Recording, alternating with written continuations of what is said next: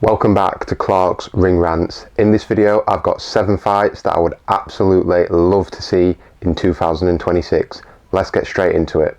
Coming up first, and this is a very easy fight to make, and I believe it makes a lot of sense for both of the fighters. That is Fabio Wardley versus Daniel Dubois. Now we've got Daniel Dubois coming off that knockout loss to Alexander Usyk last summer, and we've got Fabio Wardley coming off the back of that sensational stoppage win against Joseph Parker at the back end of last year. Now both fighters are signed to Queensberry and Frank Warren, and in terms of a voluntary first defence for Fabio Wardley, I think this makes perfect sense. It's in-house, it's going to be really easy to make. We can get it on at the O2, we can pack that arena out, and we've got an all British heavyweight world title fight. And as for the fight itself, I believe it's really interesting. You've got two big punchers, two aggressive guys, two people who are going to meet each other head on in the middle of the ring. I see absolutely no way this fight could go the distance. You've got Fabio Wardley, he's been the distance only once against Fraser Clark in a draw a couple of years ago, and you've got Daniel Dubois, someone either in victory or defeat. He's only been the distance once, and that was years ago against Kevin Johnson. You've got two big punchers, they're both aggressive, they both fly across the ring, they're going to meet each other for an all-action war. If you had to ask me to pick a winner at the moment, I'd maybe just edge towards Fabio Wardley, but do not count Daniel Dubois out in this fight. Let's get it on in 2026. Now the second fight that I would love to see in 2026 is a rematch between Devin Haney and Ryan Garcia.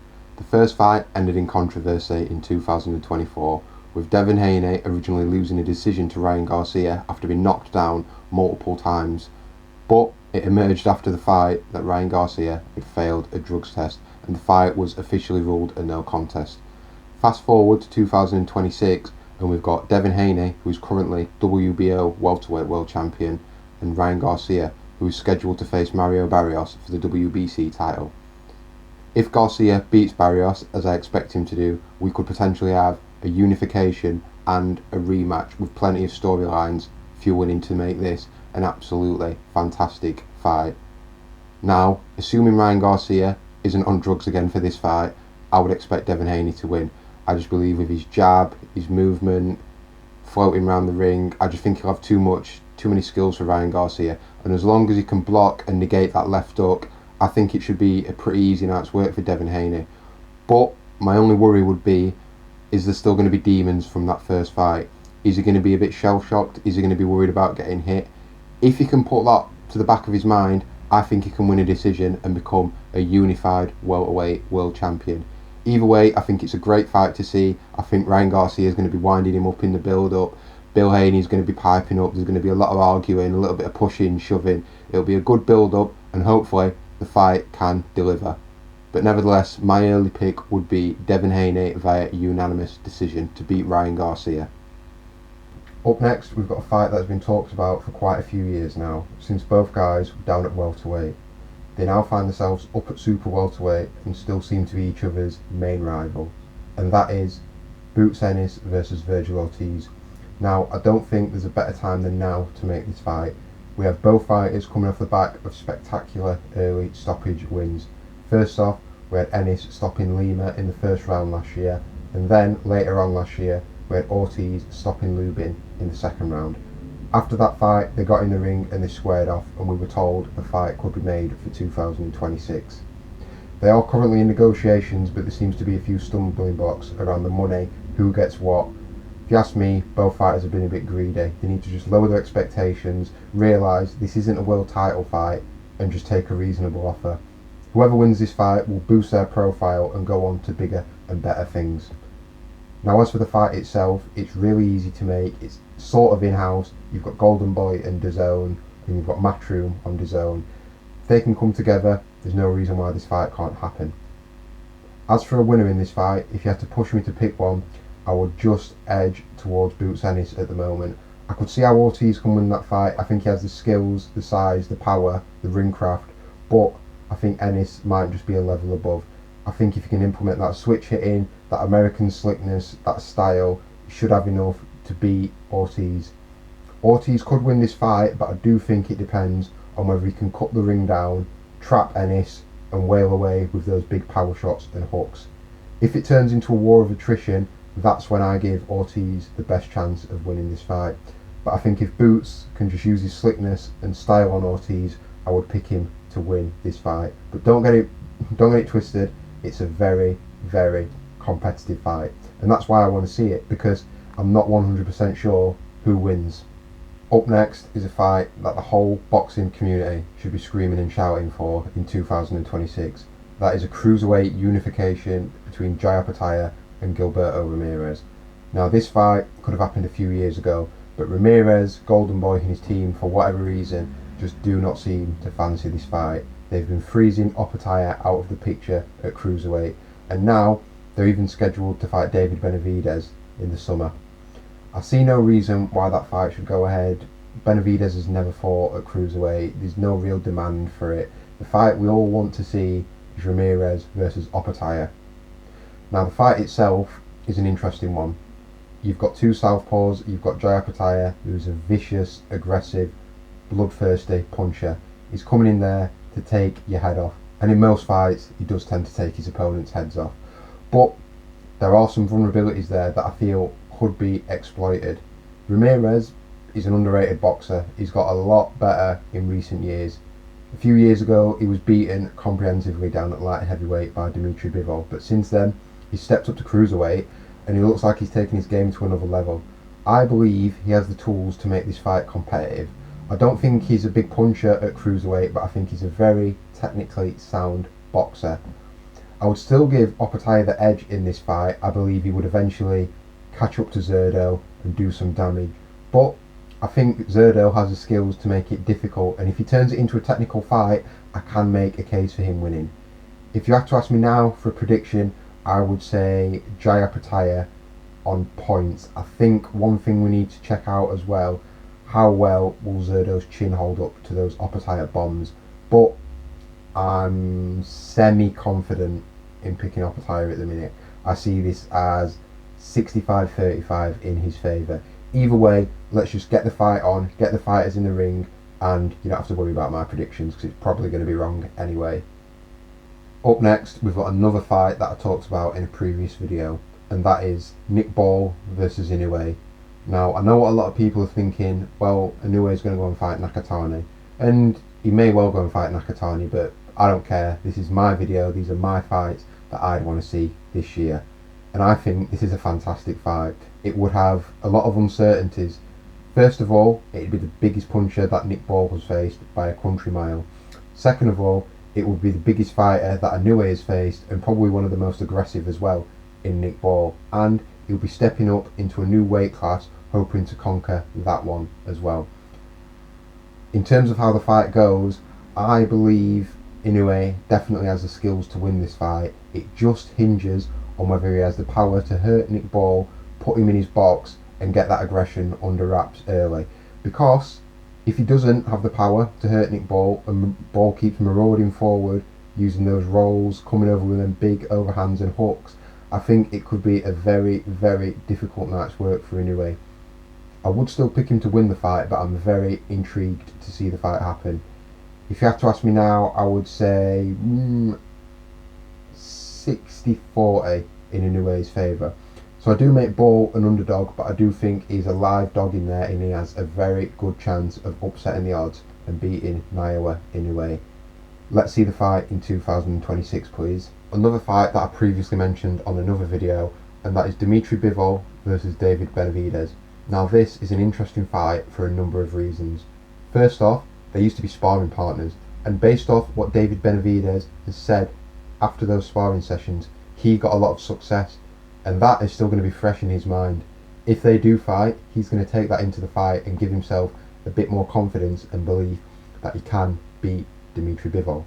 On the other hand, Dimitri Bivol has sparred David Benavidez as well, so he's going to know what to expect in there. But once they get in the ring, 10-ounce gloves, under the bright lights, it's going to be completely different.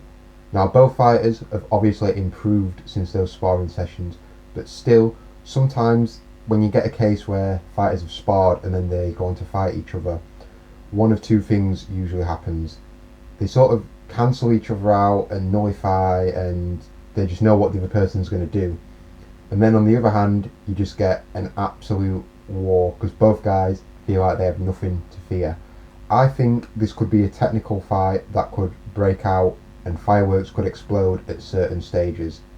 Now what you've got to consider is David Benavidez is probably going to have the quickest hands of anyone that Dmitry Bivol has ever faced, and Dmitry Bivol is going to be the best pure boxer that David Benavidez has ever faced. I think the best bet for Benavidez in this fight is to put the pressure on nice and early, make it difficult for Bivol, because we saw in spots in both Beterbiev fights, if you push him back, you can at times overwhelm him.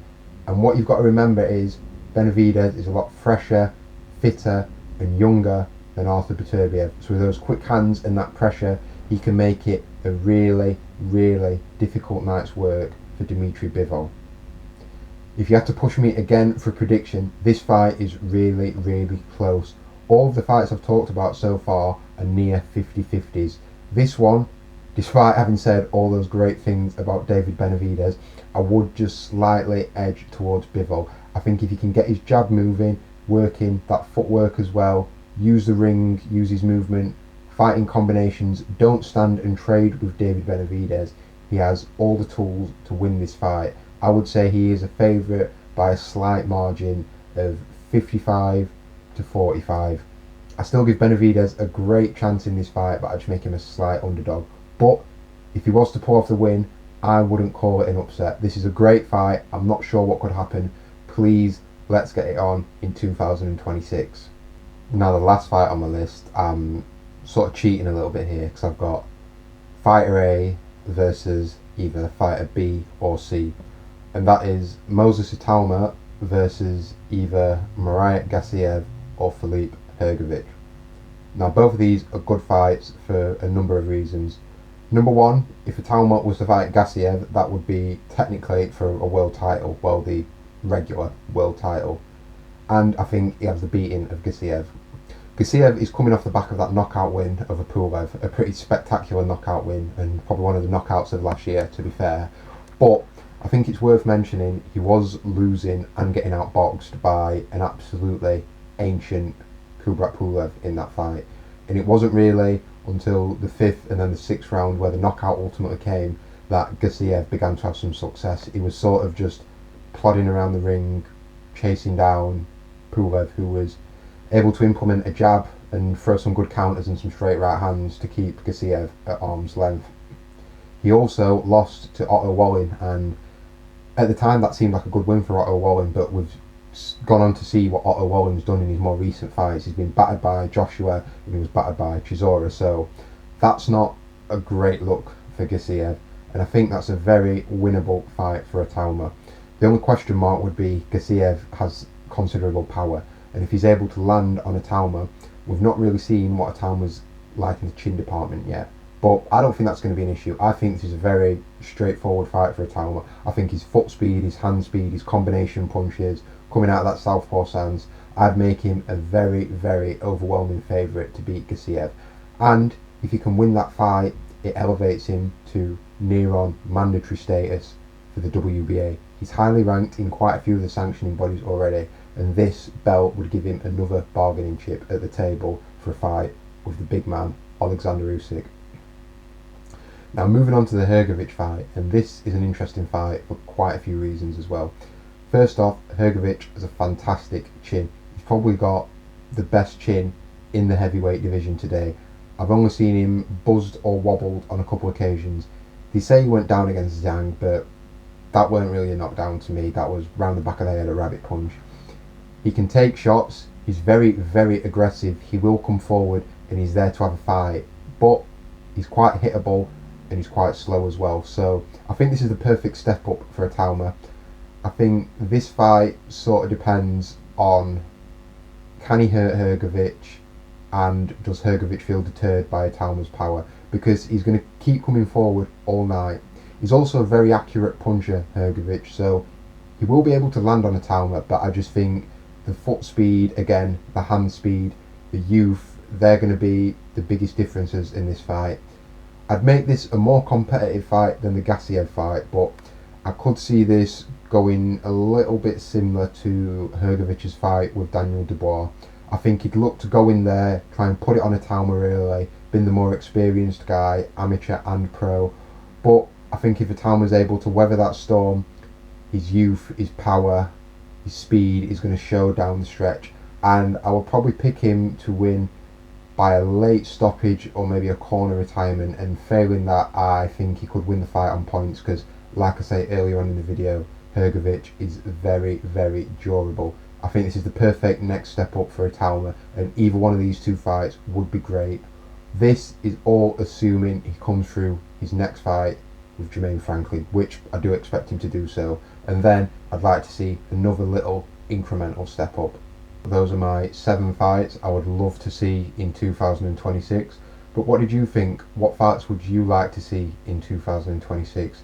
Don't forget to like, comment, subscribe and share the video, and please keep helping to grow the channel.